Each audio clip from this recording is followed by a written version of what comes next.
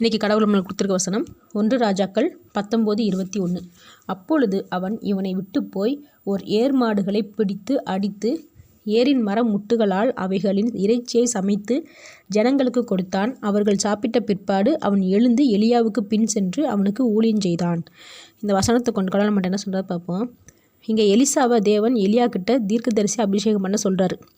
அதாவது எலியாவோட ஸ்தானத்தில் அடுத்து எலிசாவாக இருக்கும்படி அபிஷேகம் பண்ண சொல்கிறாரு. இப்படி எலியா எலிசாவை சந்திக்கும் போது எலிசா 12 ஜோடி மாடுகளோடு ஏர் மூட்டி உழுதுட்டு இருக்கிறான். 12 ஜோடினா மொத்தம் 24 மாடுகள். இப்படி இவன் வயலில் வேலை செய்யும்போது எலியா அவனுடைய சால்வையை எலிசா மேலே போட்டு உன்னைய தேவன் அழைக்கிறார்னு சொன்ன உடனே அவன் ஏர் ஓட்டிட்டு இருந்த ஒரு ஜோடி மாடுகள், அதாவது 2 மாடுகளை அடித்து மரத்தால் செய்த அந்த ஏரை விறகாக்கி சமைச்சு அங்கே இருந்த எல்லா ஜனங்களுக்கும் சாப்பாடு போட்டு அதுக்கப்புறம் எலியாவை பின்தொடர்ந்து போகிறான். எலிசா செல்வம் மிகுந்த ஒரு மனிதன்.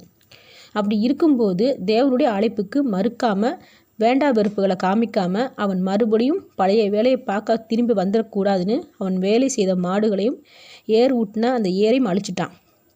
இந்த பக்தி எத்தனை பேருக்கு இருக்குது? தேவனுடைய அழைப்பு நமக்கு வந்தாலும் நம்மளுடைய வாழ்க்கைக்காக அதை தவிர்க்கிறோம். அழைத்தவர் உண்மை உள்ளவர், அவர் சகலத்தையும் பார்த்துப்பார்ன்ற எண்ணம் நமக்குள்ளே ஏன் இருக்க மாட்டேங்குது?